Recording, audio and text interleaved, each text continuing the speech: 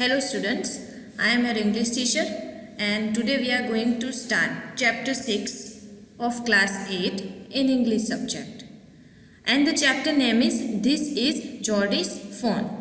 So the lesson This is Geordie's Phone by Marjorie Kinnan Rawlings revolves around the fawn whose mother was killed to use its liver and had to extract poison out of Geordie's father Penny and save his life after a snake bite.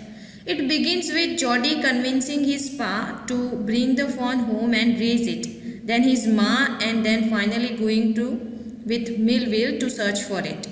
The lesson takes you through Geordie's journey from finding the fawn till taking it home with him. First, I will explain you the summary of the chapter. The lesson This is Geordie's Phone begins with Geordie being unable to keep the fawn out of his mind.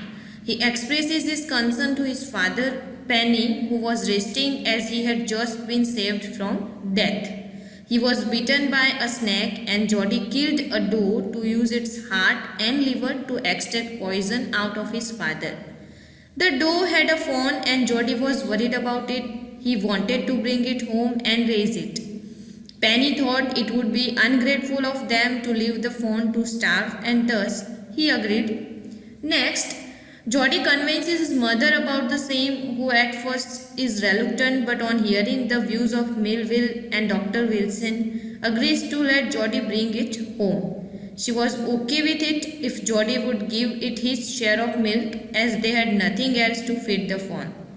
Millville gave Geordie a ride on his horse and suddenly Geordie realized he did not want company. He did not want anyone to see his disappointment if he was unable to find the fawn, and on the other hand, he did not want to share his loving moment on finding it either. Thus he sent Millville away. He begins searching for the fawn and sees a group of buzzards near the killed doe who he scares away by throwing a bow. He continues searching and finally finds the fawn looking at him with his bright eyes. At first, Geordie hesitated to go near him and only extended a hand to caress him, but it was only when the fawn brought itself near him he carried it. He carried it through the clearing and reached the intersection road towards home. He kept it down to take rest, but the fawn cried. He remembered that his father told him that a fawn will follow you once you carry it first for a while. On the way home, he carried it for some time and let it follow him for a while. They finally reached home and Geordie wanted to show his father that the fawn followed him, but the fawn refused to climb the stairs. He carried it up the steps and his father could see Geordie's happiness through his bright eyes. Geordie then took it to the kitchen to feed it his share of milk. He fed it the milk patiently till the gourd was left empty. Now you can see certain word meanings to understand the difficult words and see this highlighted paragraph. Here I am explaining it. Here Geordie could not help but think about the fawn again and again, no matter how much he tried not to. He held him in his arms in his dreams. He finally got up from the table to go to his father's bedside, where his father, Penny, was resting. His eyes were open and seemed clear, but the pupils were still dark and enlarged. Geordie asked his father how he was feeling. His father replied that he felt just fine. He further added that it was a narrow escape from death which seems to have gone stealing elsewhere.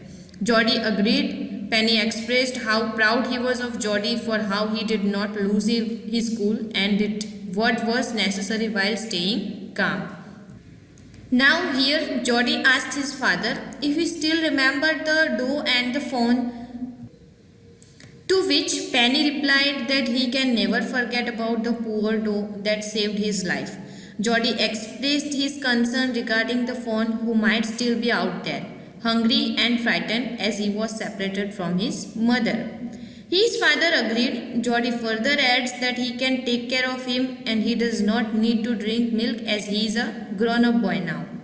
He asked his father if he could go and look out for the fawn. His father asked if Jody wanted to bring the phone at their place, to which Jody agreed and added that he wanted to raise it too. As his father looked at the ceiling, he expressed how Jody has put him in a situation where he is unable to say no. Jody tried to convince him further by pointing out that it would not require a lot of efforts to raise it and it will soon grow up to eat leaves and acorns. Penny added how Jody was brighter than the boys of his age. Jody mentioned that it was them who took its mother and now it will suffer because of them, even though it is not to be blamed. His father expressed how ungrateful it would be to let him starve. Penny could not say no to Jody as he had lost all hope of living to see another day. Now look at this highlighted conversation.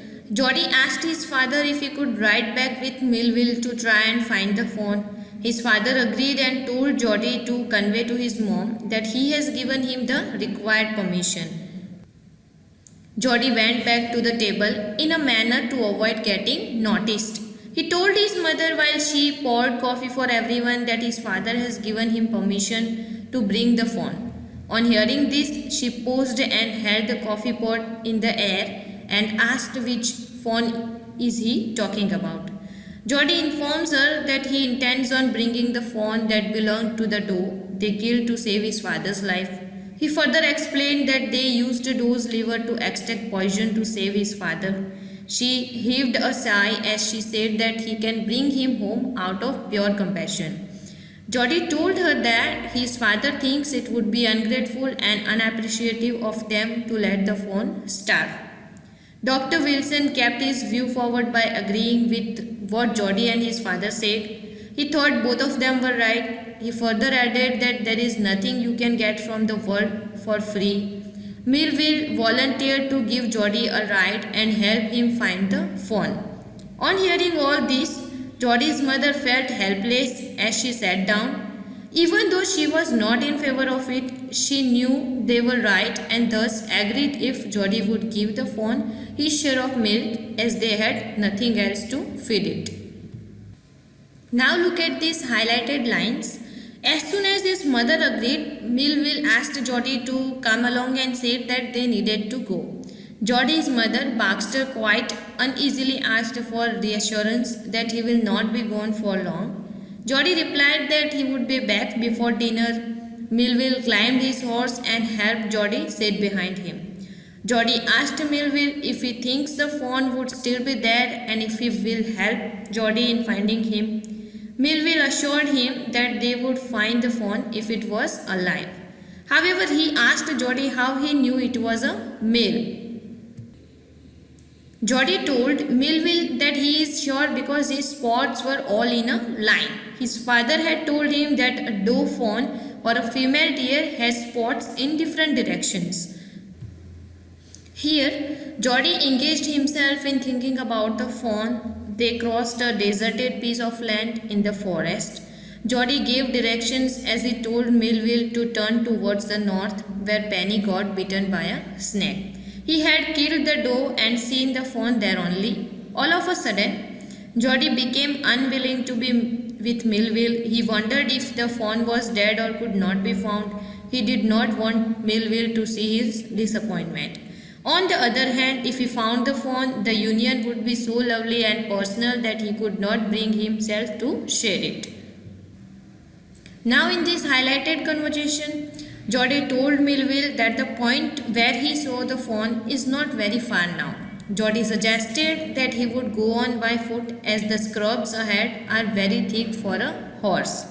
Millville was afraid to leave Jody alone as what would happen if he got lost or bitten by a snake too. Jody assures him that he will handle it and also that it might take a while for him to find the fawn in case he has wandered further. He told Millville to leave him nearby. Millville follows his direction and advises him to take it easy. He asks Jody if he is aware where the north and east was. Jody told him by pointing out the directions that he knows and that the tall pine acts as a compass that helps in identifying directions. Millville remarks that the pine is so long, to which Jody agrees and expresses his gratefulness. Here, Jody waited for the sound of hoofs to end and let the horse go a bit far and then take a right. The scrubs that was in front of him stood still. Only the sound of a few twigs could be heard in the silence, and Jody doubted for a second if he had mistaken his directions.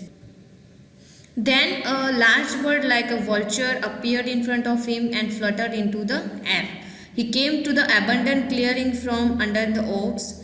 They sat in a circle around the door that lay dead. They looked at him with their heads that laid on their long necks and hissed at him. Jody threw his bow at them and they flew into a nearby tree. The sand showed marks of large cat footprints who had killed it recently and had left the door for the carrion birds. Now, Jody separated the grass from the place where he saw the fawn the previous day. He could not believe it had just been a day the fawn was not at that place. Jody searched the abandoned land, but there was no sign and sound of one. On the other hand, the buzzards made sound with their wings out of desperation to resume what they were doing. Jody began looking at the place where the fawn had appeared from and began reading the small hoof prints in the sand. But the rain from last night had washed away all tracks except for cats and buzzards. Now, Jody was shocked after having experienced some movement in front of him and he fell backwards. It was the fawn. The fawn lifted his face with a wide and wondering motion to see Jody and stared at him with his liquid eyes that it left Jody shook. The fawn was shaking with a slight rapid motion. The fawn sat still and made no effort to run. On the other hand, Jody could not move too, but he was whispered lightly, "It's me." The fawn sniffled and smelled him. Jody reached out with his hand and laid it on his soft neck. His touch made the fawn excited and he moved forward in an attempt to be close to Jody. Jody put his arms around the fawn, which made the fawn shiver slightly, but it did not stir, which means he was not frightened, but comforted. Now look at these highlighted lines. Here, Jody caressed the sides of his body so gently as if it were as fragile as a china deer. The fawn was soft, sleek and clean and even possessed a pleasant scent of grass. Jody lifted the fawn from the ground in a way that hung his limbs in the air. The fawn's legs were quite long, so Jody had to hold him as high as possible under his arm. Here Jody was afraid and filled with delight as he was told the fawn that he would carry it once he had taken a bit of rest. Jody recalled that his father had told him that a fawn will follow you once you have carried it for a bit first. Jody started walking at slow pace and the fawn looked as he walked further. Jody came back again to caress it and went forward again. This time the fawn took a few weak steps in Jody's direction as he cried.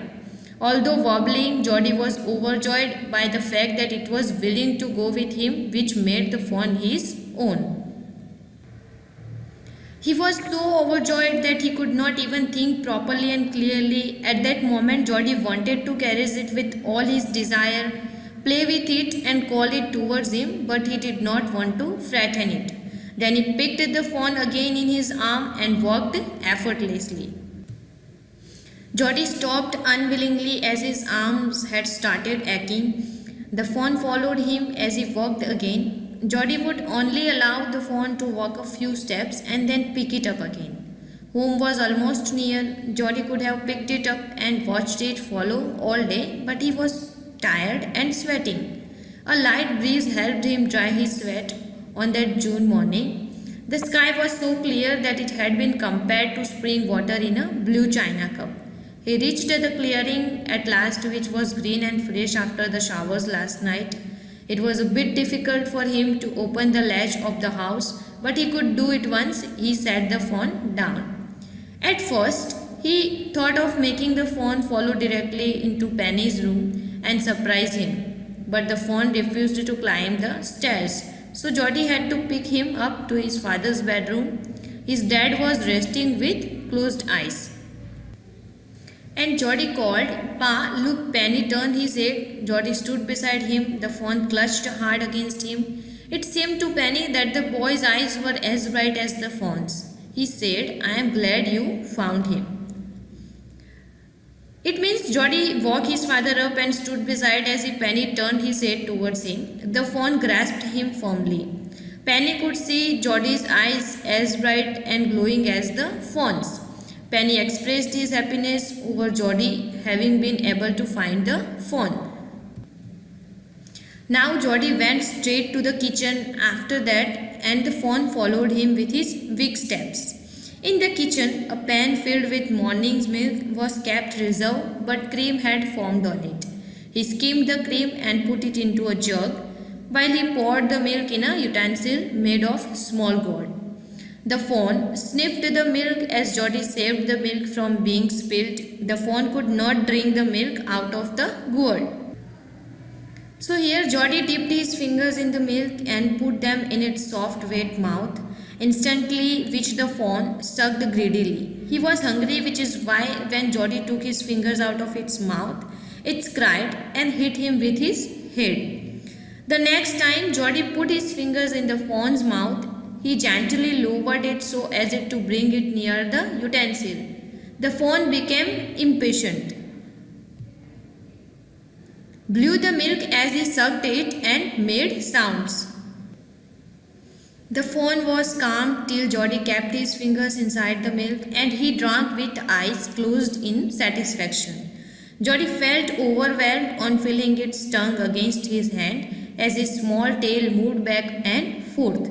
The milk disappeared quickly, forming foam, which was marked by a bubbling sound.